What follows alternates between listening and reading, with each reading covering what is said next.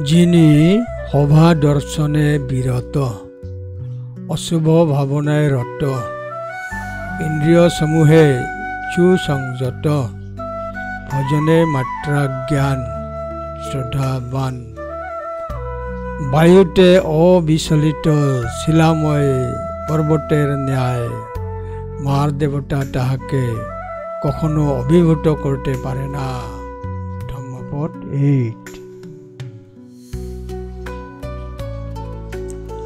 আমাদের অধিকাংশই মৃত্যু এবং মৃত্যুর বাস্তবতার মুখোমুখি হতে নারাজ, কারণ আমরা এই সত্যটি ভুলে যাই যে আমাদের জীবন ক্ষণস্থায়ী।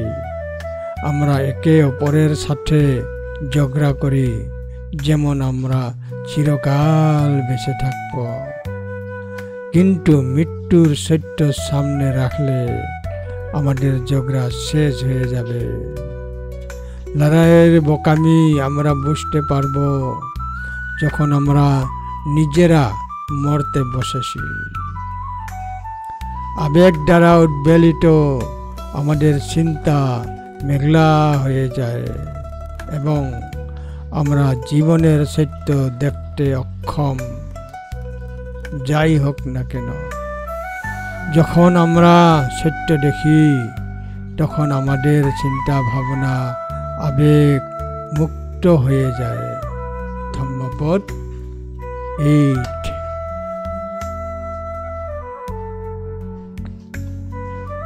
অশুভানু পশ্চিং বিহরন্তং ইন্দ্রিয়েষু সুসংবতং ভজনম হি স মত্তনন্যং সদ্ধং আরদ্ধ বীর্যং তং অবে নপ্প সহতি মারবাত সলং ও পব্বতং।